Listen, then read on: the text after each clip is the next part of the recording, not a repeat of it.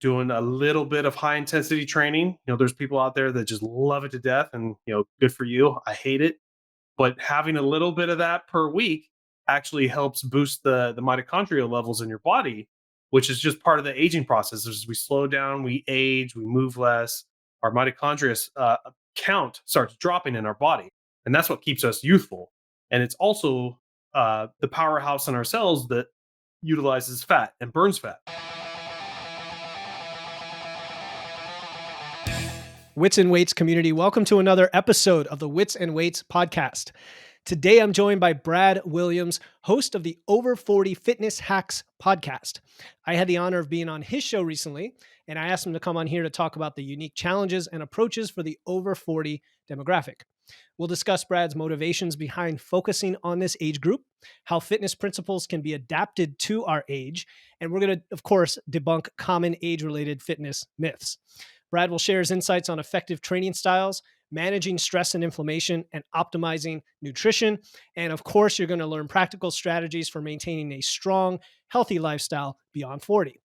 Over the last decade, Brad owned and operated 3 gym locations in Orange County and oversaw more than 40 independent personal trainers, each with their unique training styles. He built a loyal following and sought after client trainer community culture within each of his gym locations.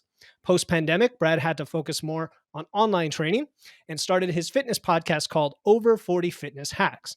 He wanted the show to revolve around his passion for helping the over 40 crowd fight the aging process while still having a social life. Brad, I'm psyched to see you again and have you on the show. Yeah, thanks so much for having me on your show. This is great. Yeah, so it's so much fun, man. The over 40 thing is so hot right now. One of the most common questions I get all the time is, what to do for this thing over 40, whatever it is, training, nutrition, you name it, as if it's some magic arbitrary number. And, I kind of want to pick your brain on that. Why the over 40 crowd? Let's just start there. Yeah. So, just as a frame of reference in your intro, I've been a personal trainer for 15 years, owned and operated gyms in Orange County. And I think just kind of those were the over 40 crowd was kind of who could afford, private personal trainers or semi-private personal trainers, which is what I did. I trained a few people, still kind of catered the workout to each one of them, but, allowed them to share the cost, and just got really good at it. And would always notice the over 40 crowd, talking about their aches and pains, and how much harder it was than in their 20s and 30s. And I'd always give them some props for that. I get it, but we could still work hard. We can still get there and kind of grind. Let's get that motivation as being the personal trainer. Mm-hmm. And then fast forward 15 years, doing everything I've been doing, and finally turning 40 myself, and now I'm seeing the problems. It's harder to keep the weight off. I'm tired. You got work life, family balance. And I'm like, oh my God, all these clients were right. It is harder. But, I've got that personal trainer mindset where I refuse to quit. I will literally find the best ways, the quickest ways, and safest ways to still get that healthy body, that athletically and aesthetically pleasing body, but also, I've also kind of changed my mindset to more longevity as well over the last few years. So that's kind of where I am now. And I just, love helping people. Being in our 20s and 30s, that was great, but we had age to help us out on that. And now we have to worry, about a lot more stuff than just how many days we can get to the gym. It doesn't work like that anymore. Yeah, that's a solid answer. So first of all, thank you for your honesty on saying like it was the people who could afford it, like initially, because I totally understand when I was getting into marketing, I'm like, well, I'm probably not marketing to 21-year-olds, high ticket coaching or whatever. So that's funny. But then you said that, you yourself hadn't quite experienced that yet, being in your 20s or 30s at the time. And then you kind of aged into that. And now you can really empathize with your clients, which is also a good point, because those listening, we have a lot in that demographic. Don't hire a 20-year-old coach. Come on, hire the guys that have been through it, who are grizzled, got the little bit of the gray hairs. We understand. Exactly. We understand, right? And then the idea of refusing to quit and like continuing to push appeals to me, and I can relate to wanting to get younger the older you are. Like now that you're in your 40s, it's like, forget father time. Like we're going to figure this out. We're going to keep going and making progress. But then the idea of people not having age anymore to help them. is another good quote you said, because folks are listening like, yeah, I know what you mean. Like in my 20s, I could do anything. And now I've got things happening. Like stuff is just happening, whether it's from built up life stress, right? From obligations and their family and stuff like that, or just what happens with your body. So you said you're 42. I'm 43. We're pretty much the same age in the over 40 crowd. Is there something that you experienced in the last 5 years that you attribute to age that you just absolutely couldn't relate to in your 30s? Because you alluded to some of that. Yeah, so I just picked 40 as the number, but I started noticing playing real competitive flag football with a lot of my buddies, and noticing some injuries at 32, Mm, 35. Those were the first times I saw ankle rolls and almost some meniscus tears in the knees just from playing a simple sport like that. And I'm like, God, so we train and try to be more functionally fit and do these things, and it's just you're fighting a losing battle. If it my thing is, if you really love it and it's got to be part of your life, then you make it happen. But for me, mm, I finally decided that I'm not getting paid millions of dollars to be an NFL athlete. Why am I doing this? There's other things I want to do with yeah. my life. So I pretty much just took sports out, minus some pickleball or whatever. But that's just kind of the thing. And then right around, I think, 37, I had a pretty prominent lower back injury. And, I always have to tell people it has nothing to do, with the gym or any of my workouts. You always got to put that out there. Yep. But it I was, understand. I was the gym owner. I was running 3 gyms. I was the accountant, the bathroom cleaner, the marketing guy, the front desk guy, everything, right? Until I can get these gyms going. And part of it was moving equipment around to keep it Mm, fresh and everything. So one day I was just moving out of one of my gyms a couple pieces of equipment, and walked in. It was more of a warehouse style gym, and we used these little eye bolts that were anchored into the ground, and we hook our battle ropes to it. So they're mm, basically OSHA trip hazards, right? So we usually put orange cones on them when we lift the shed door. Well, I was just in there to grab a couple things. I'm like, I don't need to do that. Literally, as soon as I went in there, talked to someone, grabbed a frame weight rack about 45 pounds, turned and totally forgot, went out, tripped on this thing, lunged out so violently, mm. caught myself, and stupidly held onto the rack. And immediately I heard the pop. And Oh, basically, long story short, I blew out my L5S1, and it was just a nightmare experience. So with that, and over a 5 year period of time of 2 surgeries, tons of chiropractor visits, physical therapy visits, everything, I finally, that's a kind of a shock to humbling you and seeing what's worth it to you on what you can do now, what's in it for your future, and kind of longevity. yeah. Stuck with me. Like, how am I supposed to play with my kid later in life? What kind? I want to be able to walk, and deadlifting 450 pounds is just not my future anymore. Even though I was functionally sound and safe doing it with all the Yep. Yeah. personal training principles that I had. But now it's I had to adopt more of a philosophy of time under tension. A lot of people have different names for it, doing negatives or slow mo training, and I just call it time under tension. Taking everything I do, slowing it down, instead of 1 to 2 seconds to finish each rep of whatever exercise you're doing, I take 4 to 5, sometimes longer, and really get that mind body connection, control, feel the contraction, but it allows you to use about half the weight. Hmm. So now I've just, given myself that much more time expended on my body as far as joints and, my spine as well. So, and I've been doing great with that. And, we'll talk about other hacks that I've learned that, everything is about quality now, not quantity. And it's not just movement and how many times at the gym you can get. There's now sleep, inflammation, different kinds of stress, all these things that I've incorporated that we probably should have done in our 20s, to tell you the Yeah. truth. But we just didn't care, didn't listen to our bodies, and we just had so much drive and that young energy that we just pushed past all those things. Yeah, I've yet to meet someone in that age group who will listen. Yeah, I and guess that's the thing. who will just say, "Oh, you know what? What you're saying is very wise, and I understand it's going to happen to me. So let me be." No, it just never happened. We all learn from the school of hard knocks. And your thing about back surgery. So I had back surgery too. I get it. L5S1, same thing. So many people listening have, they get the tendinopathy or the tendonitis or tendonesis, right? Depending on what you call it. Mhm. They have the surgeries, and you get to this fork in the road. You get to these decision points. The older you get, the more you get beat up of, okay, what do I do now? And I like the principle of finding something that allows you to continue to train and not using that as an excuse, but also not being stupid and just saying, well, I can do the exact same thing that I did before. So we'll get into training a little bit because I like the idea of modifying tempo, modifying your lifts. It's all good. Like I'm not dogmatic about that stuff at all when it's the best thing for you. So what stepping back, what are the big rocks, like the principles for over 40? And again, I know 40 is an arbitrary number, but it's a good transition point. Men and women, that's when your testosterone hormones start to decline, Hmm. perimenopause for women.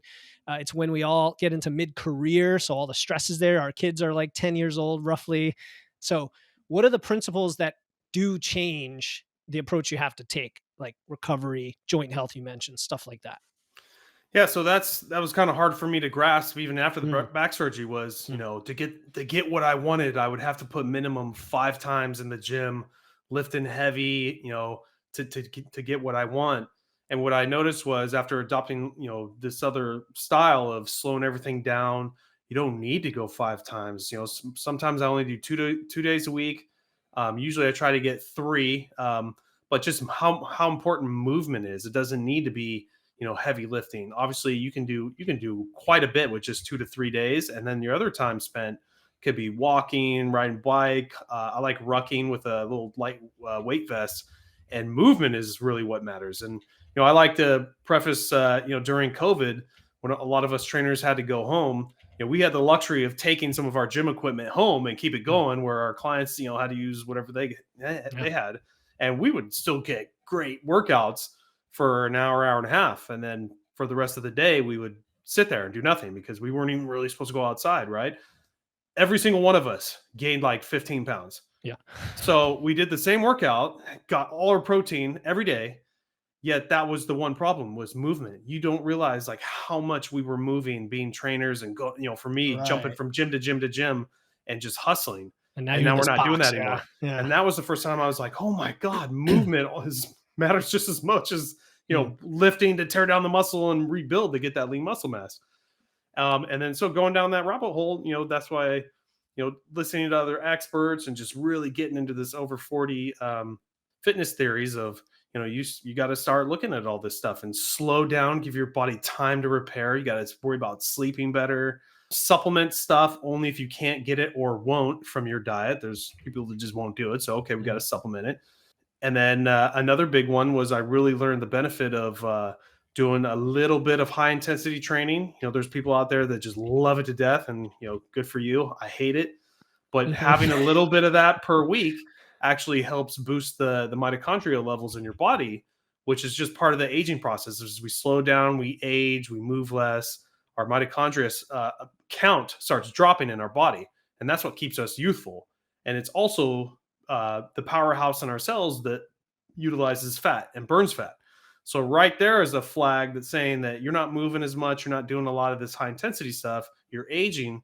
That's why we're putting on all this fat. I mean, I'm doing the same amount of workouts. I even cut my calories down even more. I'm eating more protein than I ever did. And why am I getting heavier? It's because you're not having that same effect of having all that mitochondria. So that was an addition I had to start adding in. And sure enough, it was real easy to start boosting that. And without any effort, one day a week, started seeing the results start coming in faster. So that's what just kind of threw me down that rabbit hole. And, I've got all these different buckets, one for movement, Pillars, one for buckets. Yeah. Yeah. stress, one, Yeah. yeah, all that stuff. And, you don't have to master it all, but if you dabble in a little bit of each one of them now, being over 40, oh my God, you can do so much damage. All right. So there's a lot I want to unpack because I love even the last statement you said, dabble in each one of them is a great way to put it because it people try to do, maybe they try to do too much, or maybe they think they have to do everything in every category. But like you said, dabbling, maybe what you're getting at is consistency, or having that spread of doing all the basic routines and habits in your life, the healthy routines to some extent. Most people are not doing any. like, or most people are doing Yeah. very little. So you're going to be way beyond the next person just by doing some of that. Sure. You a couple principles I want to tie on, because before we started recording, we talked about how there's things we may quote unquote disagree on or have controversy on, whatever, and we'll probably talk about that at the end and put that in a bonus content for people to listen to. But the idea of doing too much and moderating your volume and frequency. When I hear you talk about the importance of movement, I think of energy flux, right? I think of your expenditure, and like you said, at the cellular level, you're engaging this. But you also mentioned the time under tension principle. And I think there's probably different ways to get to that result, because I had a similar experience in the pandemic where I had been doing CrossFit for years, but at a like crazy level. I stepped back and just started lifting 3 days a week. In a sense, I was reducing volume by doing that. Hmm. And all of a sudden I could recover and sleep more and build. Although I was lifting very heavy, but not that heavy because it was relative to my strength at the time. Yeah. Anyway, the principle though is the same. When people are listening, it's like, don't do too much. Realize that your recovery demands are higher and your recovery capacity is lower with age. Move, walk, throw on a rucksack, get your sleep. Like, these are all super important, right? So thank you for, yeah, I think it was good. Those are the big ones. You can chime in when you want, because sometimes I just ramble. But the opposite of that is the misconceptions or excuses people make that are not true with age. Because I'm sure you see that as well. Like, we just talked about what you do need to be cognizant of. What Yeah. do people say? Well, I'm 40, so what do they say? Yeah, well, one they say, I just don't have time for this. Well, we have a solution for that. You don't have to work out as long and hard as you think. And then, others say, well, it's you're fighting a losing battle. Well, I mean, you could say that with any aspect of life, right? We're all gonna die someday. But my thing is, when like I hate to say it, but especially like women, that are kind of referencing their 20-year-old bodies in college life and Mm, their friends or their friends' kids, like how I can't get back to that weight. I was like, first of all, you have denser bones now. It just happens with age, and then eventually it goes back the other way.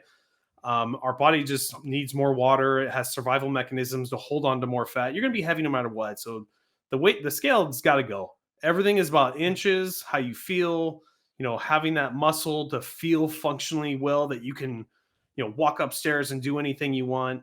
I mean, there is a diminishing return as we age of being able to assimilate protein, how well our digestive mhm. tract works, but you don't give up. You still got to optimize it and just work smarter, not harder.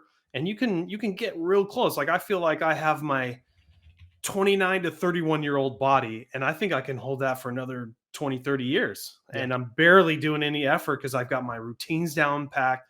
I enjoy life. That's the biggest thing is you got to find stuff that works for you. And we'll talk about later, but what I think of for diets and all that. But I never push anything on anyone. hmm, I just like being a detective. What we got to find things that make you feel good for diet wise, things that you like for exercise, and just keep you moving. yeah, And my best thing that I tell clients is, after they've been with me for a while and they're still crying about, oh, I don't have my 20-year-old body, and before I talked about that, I was like, how let's just look at you. You've been with me for a while and you feel great, and everything. Let's put you against your peers, all your friends the same age. How does that look? They're like, oh my god, I'm so much better. Like top 1%, probably. Yeah, moving, yeah, just and some of my older clients, how much more quicker they are mentally and talking, and some of their counterparts are just barely moving, talking so slowly. Like, that's huge. Not everything has to be about the six pack. And dude, I've spent my whole 20s and 30s trying to keep and hold that six pack. yeah, And when it comes down to it, you see these bodybuilders who look effortlessly holding them, but what they're taking and what they're using for dehydration and all these compounds and yeah. They're not chemicals that they do, representative of the it's population. not Yeah, representative, and they only do it for that one Photoshop. What do you think oh they yeah, look like the yeah, rest of the year? yeah. I see them, they're in my gym. It's true. They It's true. puff up just like me. And where are you? So And where are you seeing this? The algorithm, right? You're seeing this in yeah. the algorithm. So, oh man, the idea of looking at your peers is really powerful, because a few things come to mind, Brad. One is that it doesn't take much to get you there. Like, and you've seen this. You can take someone who's been sedentary, and within, gosh, weeks even, there are things that can start to, relative to their peers, seem like outliers. Like, I've seen people who, they're starting to get that hunched over posture, even in their late 30s and 40s. They work on the desk all day, Yep. and then they start lifting weights. And 2 weeks later, you see them standing up like this, right? Older folks in their 60s, 70s who have trouble getting off a couch, just a little bit of squatting, a week later, they're getting off the couch. Like that stuff is life changing. And you talked about like the bigger and denser bones. I think that's all funny, right? Because you're right. If women would just like see how much more powerful and muscular they are compared to their peers from a little bit of this, I love that approach. It's good. Yeah. um, yeah, no, and you mentioned like protein, MPS declines, hormones decline. Yeah, all that is a fact. So what are you going to do about it? You just do control what you can. Okay, so I actually have a few questions from our members of the Wits Sure. and Weights community for you. I'll sprinkle these in. The first one is really about training and programming. So I think it's a good segue into that. If we're talking over 40 and your goal is body recomp, body composition, which I'm sure most of your clients are looking for that, hypertrophy, physique, that kind of Hmm. stuff. What's your general principle for training and programming? Not knowing the individual who we're talking about here, just general, what are your principles? Yeah, it's still very similar to how I preached in my 20s and 30s. Everything is about raising your BMR, your basal metabolic rate, building more lean muscle tissue. One, you're burning calories during the workout.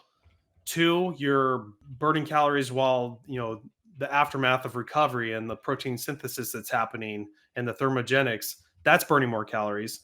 And then having a higher BMR because now you have 3 5 pounds more muscle. You're burning more calories at rest even when you're sleeping than you were before. So that's always been my theory my whole 15-year career. But now it's just, what changes after 40? Well, we're still going for that, but like I mentioned before, everything's got to be quality, not quantity. So Mhm. first thing is we really got to start cleaning up the diet. One thing is it's really hard is, some people can do it, but I mean I can't. Almost all my clients can't do it. Is get enough protein in the day. Mhm. Okay, so we tried first real food, but now we got to use protein shakes. Well, I've had bouts of problems with cheaper whey protein concentrate because it was always the cheapest stuff, and later in life actually found out I had a severe allergic reaction that was building Oof. up to that sent me to the hospital twice, Jeez. anaphylactic shock. And now I know I have a milk protein allergy that's been building up. And now that I look back in time, I noticed almost every single time I had that shake, I was getting a little itch or something wrong with my lip. Mm. And those are all the telltale signs that your body's changing and not liking something. I'm allergic to a whole slew of other things, by the way, but we Yeah. don't probably have the time to talk about that stuff. So one is just like we got to start getting quality stuff that works with your gut. There's all this science and stuff coming about your gut biome, and who knows which way to go, right? But easiest thing to do is start journaling how you feel. Like after you eat, after you drink anything, I mean, you should never have that bloating feeling, seeing your liver bloat out. I found out I was allergic to red wine, gluten, obviously the milk, broccoli. Like, where did that come from? I almost had a bout of that last year, just a good amount of broccoli, and just had a not like a severe allergic reaction, but enough to cause enough inflammation, enough discomfort, IBS slightly. And I've noticed that anytime your body's inflamed, anytime your body's stressed, either pain or mental, your cortisol levels raise, your gut's not working properly, and so everything you put in your body is just a waste. It's not going to process it correctly. You're not going to get those nutrients until your body is calmed down. And so the best results I've ever gotten is journaling and making sure that everything that I put in my body, my stress, everything is just top notch. My sleep's top notch. And then you start seeing the needle just start going like crazy. You're Yeah. getting all the results you want. So it's not just alcohol anymore. That was the Yeah. big thing in our 20s and For sure. 30s. Like, well, you know what you're getting yourself into if you're drinking on the weekend, that pretty much everything's turning to fat.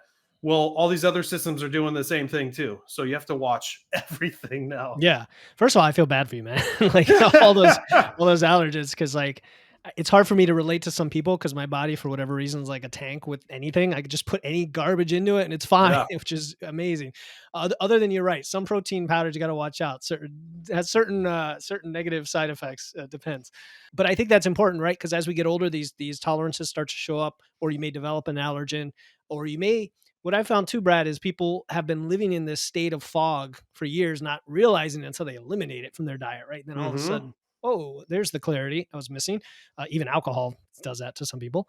You talked about stress and cortisol and gut uh, kind of malfunctioning, and therefore, kind of the nutrient partitioning isn't optimal, which is it's one of these hidden things that people need to be aware of.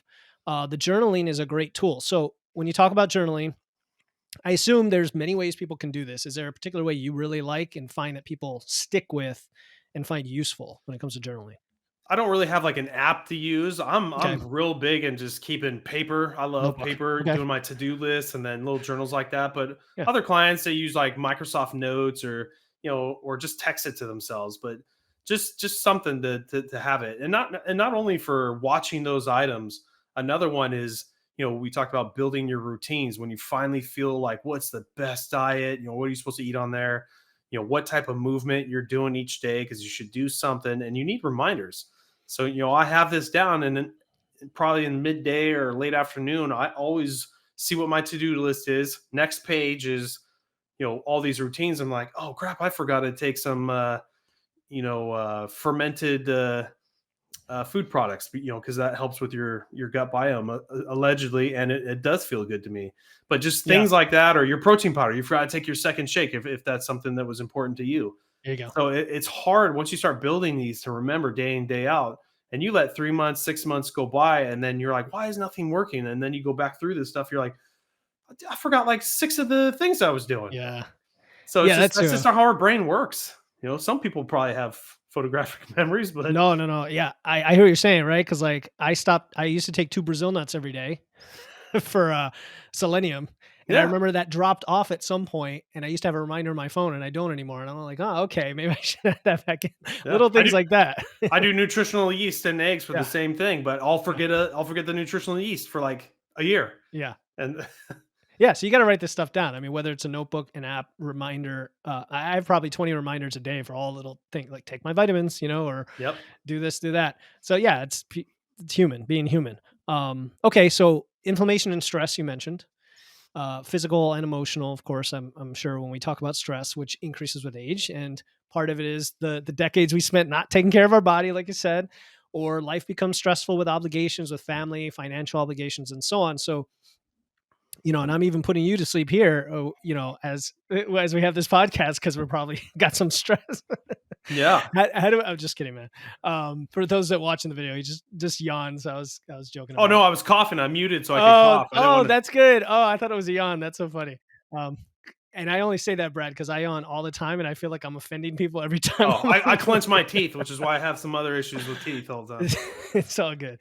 So the question is, how do we take care of the inflammation and the stress, like where those come from, and are there some practical things that people can kind of easily do, and then maybe more advanced strategies if you have those? Yeah, so for inflammation, as far as like, what you're putting into your body. Okay, you've written all that down, you're feeling great, your body's never really bloating up. You're working on your mental stress, what's going on with work, your family. I mean, that could take some time too, but I'm telling you, until you take care of that, my job as a personal trainer and your job, trying to go through this journey, it's not going to happen, or it's going to have marginal results. And one of my favorite stories on that is one of my clients, a female at the time, she was I think 32. She had been coming for about a year, and she wanted to go the distance, like almost bikini prep. If she wanted to, I'd have to refer her to someone else that did that kind of stuff. We got great results, just couldn't get that last 5 to 10 pounds off. I mean, maybe 8 pounds max. And it didn't matter how much better on nutrition. We gave her more movement, homework to dos, and progressive overload like crazy. Like we mapped it all out. And throughout that whole time, I was noticing that she'd always talked about work and how she just hated her coworkers, her boss, and she had jumped from job to job. She's just, I'm that type of person too. I couldn't work for corporate anymore and deal with that stuff. But just the stress, I didn't know how bad it was, and I was friends with her husband as well, and he told me how bad it was. I'm like, God, this, you need to take care of this. And eventually, she got her wish. Her husband got like a higher paying job, was Mhm. able to give her her dream of going out consulting, LLC, and doing it on her own. And I don't think it was maybe 8 days, 9 days. She lost like 8 pounds. Mm. like all the pounds that we were trying to get off, and all of a sudden Yeah. they came off, and we had kind of given up on some of this extra work too. So she reverted back to the lesser time, maybe 3 4 days a week, and she lost all that weight out of nowhere. That was my first time I've seen the effects of cortisol and how Yeah. how that can just sit there and work against you. And putting 7 days a week on it, 2 workouts a day isn't gonna do anything until you solve that problem. For So that sure. was more on that side. And then for stress as far as pain, I went through that chronic pain for sciatica. I don't know how bad yours was, Philip, but mine, I got to level 10 and then had to start counting by tens. I got to like level 70 pain. Like I would have rather put my hand on a frying pan for 10 seconds if you would have taken my back pain away. And recovering from all that, still having issues. And I met someone that helped me with a breathing process called diaphragmatic breathing, where basically just, people call it like belly breathing too, but learning how your nervous system, if you can calm that down, it's not just your cortisol levels, but it's just your nervous system as well, calming that down. And within 3 days of doing this style of breathing, like 70% of my pain gone. So it's just the power of, using these systems properly, optimizing them. You got to know about them first of all. Like I've been doing this for a while, interviewing tons of guests. I'm sure you have as well. And you Mhm. just keep learning and finding out new tricks in the trade. I never thought I knew everything about personal training, but I thought it was really good. And until you meet, people that know more. It's So true. Yeah, when they're specialized in this. I mean, stress is one of those. It's funny because I'm putting together a podcast episode just on stress for the new year because of that. I think this episode might come out after that. But anyway, it's like a hidden, like you said, it's this hidden insidious thing that's working against you. And it's probably the one pillar of all the nutrition and training pillars that's like most nebulous. yeah, exactly. Right? Like sleep, you get sleep. It's like hours and do your sleep hygiene, right? Training, nutrition, all that's pretty straightforward.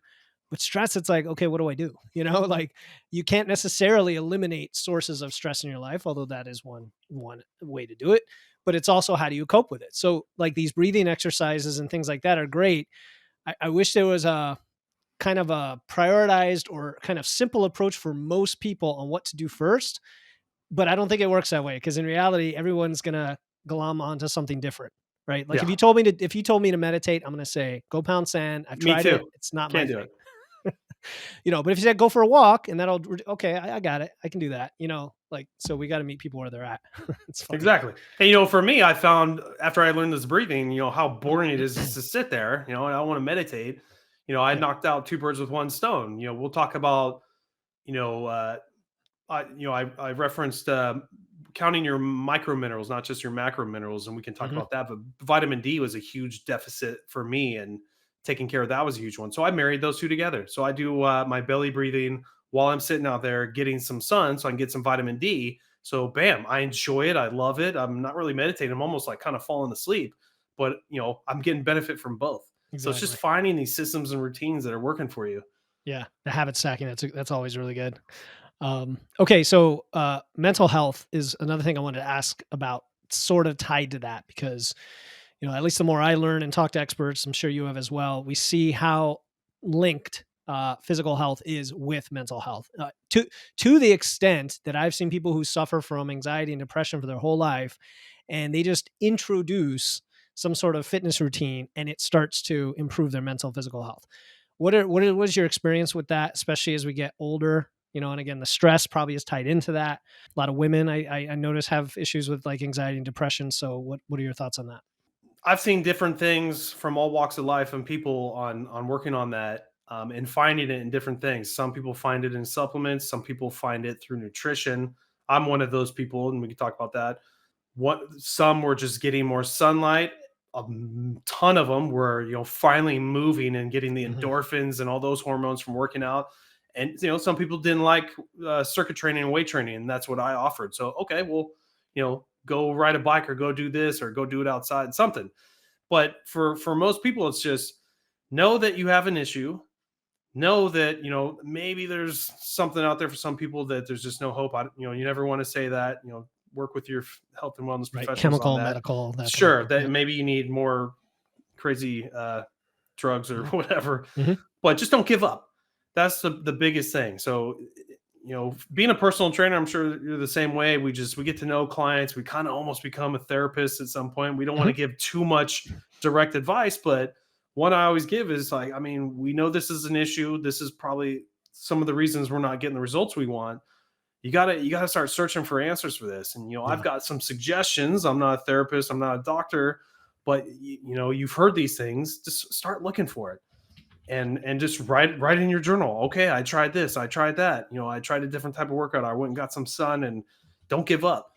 And one of the things that I had issues with from pretty much sixth grade all the way to my first year in college was pretty mild to semi-severe depression. I don't know about anxiety, but I've suffered through depression. And people who have depression will never let anyone in the whole world know that they have it. Mm. And I was one of those people until finally I was like, I just can't do this anymore. You start looking and not really looking for help. Some people need that, but I just never wanted to divulge that to anybody. I just Mhm. went down rabbit holes and went on YouTube and listened to experts on podcasts and started trying out different stuff. And lo and behold, I find peace with changing my nutrition up and going more on a keto low carb diet. And Mhm. I never preach that to anybody because there's no diet that's for everybody. It's what works for you, and then we try that with different clients and find what works.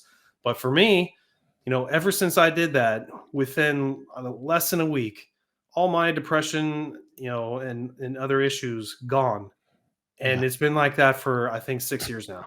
Not once has it ever reverted That's back. So I awesome. mean, that just tells you that you know, that doesn't mean my story is gonna be the exact same for someone else, but just don't give up. You got to try different stuff. Never stop.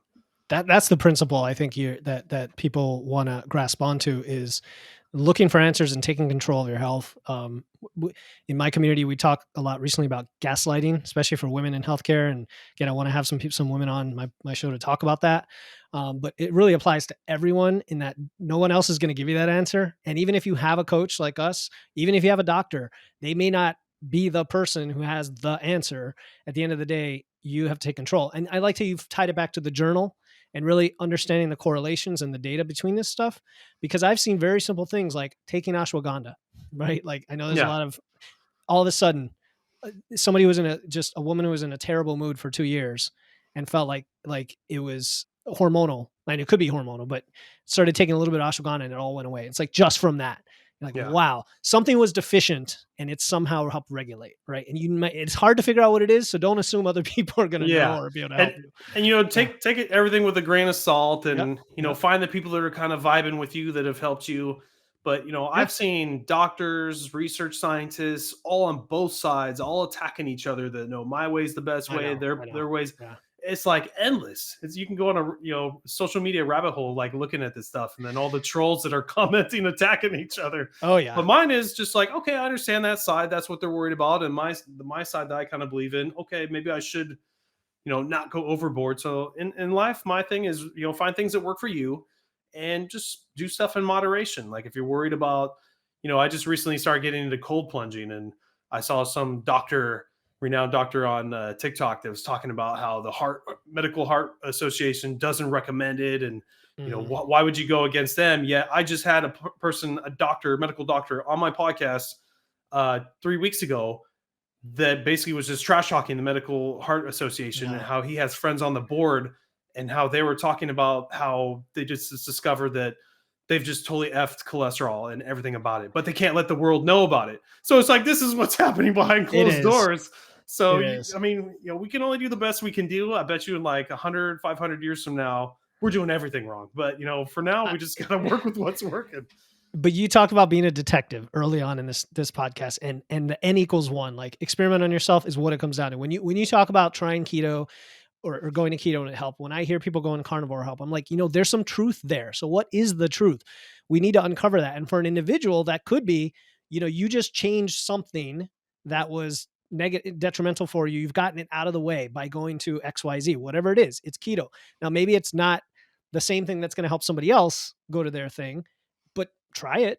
That's cool. Try it out. Like I've had clients who did carnivore and a bunch of things got resolved, right? Like gut issues and other stuff Hmm. got resolved, but then we got them out back to a more balanced diet, and they were still okay because we identified, okay, it was a couple things that were in there that were toxic to you.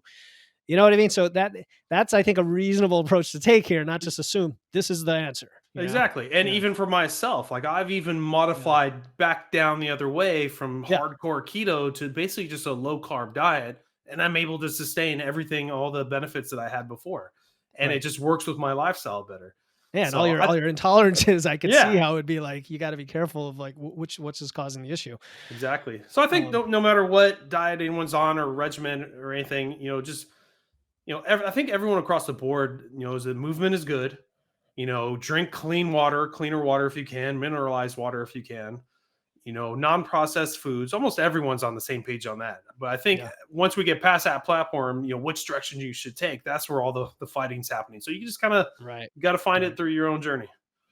Yeah, and just again to allude for the listeners, we're gonna have a little conversation that's a bonus episode to the email list about one of these controversial topics. So maybe it's intermittent fasting. We'll see. Okay, so one more thing about nutrition is the micros, right? Not just tracking calories and macros, but also micros, potassium, calcium, magnesium, so on. What are your thoughts on that? What should people track? What's important for those over 40? What's your approach there? Yeah, so I came across more of that. Another guest that came on my show was just nerded out on all these microminerals and all the benefits. And I knew some. I didn't really come from an education on that, but I get my blood work done. My doctor tells me I need to, increase my calcium, increase my vitamin D, all that kind of stuff. But to really optimize it. And so you got to be careful there because you never know what conditions people have. And always got to throw Sure. out there, do this with your doctor. That's what I did. I found a doctor that vibes with me, that's more kind of a little bit on the holistic side, and have a frame of reference to bounce stuff Hmm. out of him. And if he okays it, then I do some of the stuff I want to do. But basically, this guest that was on my show just said, start counting your micro minerals. And everyone believes a different RDA or where it should be. I just said, let's play it safe. Let's just Google RDAs, what's out there, and the Medical Association. And he said you'll be surprised that you'll be very deficient in some of these minerals. Number one being potassium. Like, okay, let's check it out. I was deficient in calcium, deficient in magnesium, severely deficient in potassium, just like he said. High in sodium, even though I was sitting there trying my best to keep that down. And the thing was, you didn't really need to watch sodium too much. If you had potassium Mm, high enough to match that sodium, oh, your body works great. And interesting. he was right Yeah. on that. But the other one was vitamin D, like I mentioned before. I'm a cave dweller. I live in gyms. I don't go out ever in the sun, hardly ever. And now that I do more podcasting, it's even worse. So, I had to get a routine in with going outside, getting some sun, and then supplement the rest. Right. And so on Well, my journey hold on? with How did you test all this? Was it like with hair, with just blood saliva, work. blood work? Yeah, Okay. blood work. Yeah, it'll show your vitamin D, your calcium, Yeah. magnesium, potassium. All the other ones they don't really test for, but I Yeah. basically made a graph. I took all Cool. the RDAs of all the vitamins, all the minerals, and then I discovered a cool website. When I'm trying to sit here and use trackers to find all this stuff, and Yeah. I'd see all these popular trackers. I can't even remember the most popular one, but it was more of framed for users to update stuff, and they Hmm. would totally just skip putting all the macros in. They would only do the macros, Right. Right. so you didn't know how much potassium, calcium, phosphorus was in any of this food. So a cool website that I found was eatthismuch.com, and Okay. basically you could take every single raw food on this planet, and it would tell you all the macros and micros Mm. for being in the raw form or cooked, because it does change and it does Hmm. matter. So I started doing that and just nerded out and made a whole graph on it. And that's how I discovered, oh my God, my potassium's next to nothing. And had some other issues too. And sure enough, I started working on that, food first and then supplement if you Sure. need to. So more bananas. Yeah. Well, and on my keto world, I can't have Yeah. stuff like that. So I Oh had to yeah. use more avocados Got it. and a little Yeah. bit of coconut water and stuff like that, and green veggies. So after I started doing that, all of a sudden I just noticed a lot of bloat.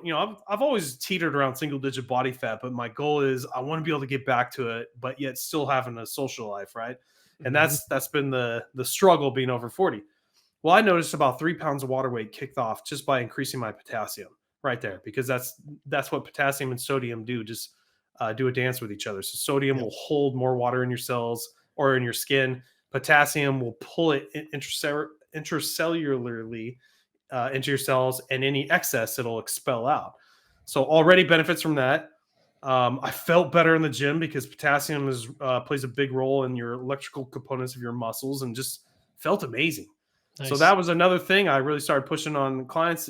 Be careful. I couldn't really write anything for them. I don't have the degrees to do that, but just put it on their radar. So, that's all I do is just start, like you said, playing the detective and trying to find little deficiencies or things I can get them to start looking at. Yeah, I think that's great, especially if you have a diet that is restricting something, right? Like Hmm. whether it is a keto or vegan, for sure. Vegans are probably the most at risk of certain deficiencies that may be found mostly in animal products. Not. I mean, you could pretty much get everything from plants too. As I get it, but it's harder. It's a lot harder. So tracking these in some way, I like that. Eatthismuch.com. The app that we use and my clients use, MacroFactor, also can track your macros. Micros, okay. Be aware of it, because some, like you said, it's like stress. It could be hidden in there, some deficiency going on, and that's behind a lot of this. Like poor sleep, maybe it's magnesium. You just don't know There you until go. you try. Yeah, that's another one. Yeah, yeah, yeah. All right, I wanna reserve some time. I think one or two more questions here. One was from the community about what about very much older individuals, like pushing their 60s and 70s, in terms of muscle gain. Like what can they expect if, let's say, they're just getting into it now, they're training, they're using progressive overload. Anything different there? Is it really the same principles? Same principles, but just know that as you're getting older, the one thing is injuries. Mhm. That our recovery time getting older is just so much setbacks. It can't happen. I mean, Mhm. right now I'm 43 and it can't happen. Got Imagine, it. my mom is going through osteoporosis. I think she's turning 70 today, actually, and Mm. she's going through that. She literally just broke her hand doing some landscaping, a very soft fall, and she put her hand out, broke both her bones in her Oh, forearm, like unbelievable. So that's kind of a thing that we're going to be working on. And she's always been standoffish with working out and strength training, but God, it's that so great generation, man. for building up bones and all that, Yeah. and also calcium playing a big part. But you gotta worry about these things, and that's why I kind of revert back to my doing more time under tension. You can cut half the weight down. You can still progressive overload because cut the weight down as long as you can get the 4 to 6 seconds doing everything slow, like I've been talking about, and you can go up and weight, go up and weight. There's Mhm. nothing saying you can't do that, and you might still be able to get to the weights that you were doing before. Yep, for There's sure. all these theories of that eccentric contraction or doing negatives gets you that ability to recruit more muscle fibers to get you Yep. stronger for your other lifts. But I would still slow down and watch as you age for those types of injuries. And one of the cool things that I've seen in my life for individuals who have like osteoporosis and that kind of stuff is, um, remember power plates when those were big? Yep. So Yep. now there's all these different companies that have like come in the market. They've cut the price down, but the whole theory behind the power plate is it's using G force by moving up and down, left and right, back and forward to a certain frequency, and it's been shown that it's like putting you on Mars or a different planet with just a little bit more gravity, and you can do simple body weight movements with no weights and get just as great as results if you were using 20, 30 pound weights.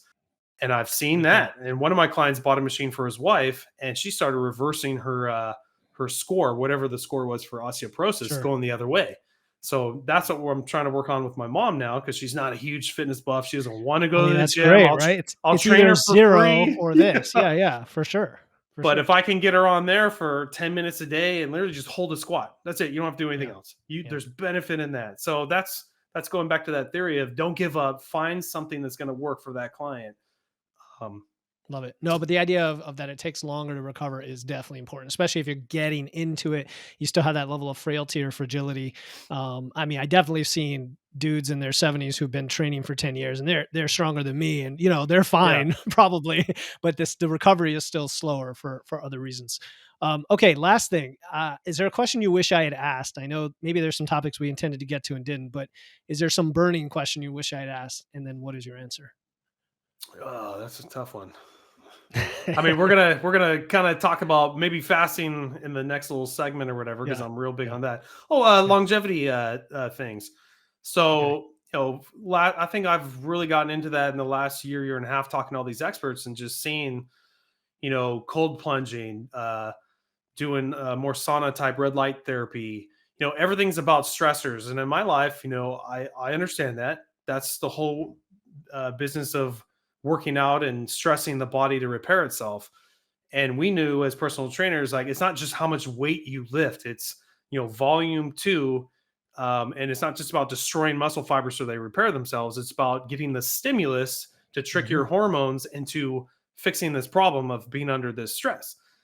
So now I'm starting to see that longevity is a big thing too. And bodybuilding looks great, but at that high elite level, there's nothing longevity about True. smashing 300 grams of protein every day, destroying your body like that, when all the science for longevity says we should probably not be working, all this stuff. So Right. uh, Low protein, don't work out, yeah, calorie so it's like, restriction, all that. same Yeah. thing. It comes back to where Yeah. do you Yeah. fit in all this? And Yeah. for me and my podcast, I want to be that middle ground, the liaison between all those, you know, research scientists that are putting out all these things on longevity and all their research on worms and mice, and these are the longevity supplements you should be taking, or cold plunging and all that.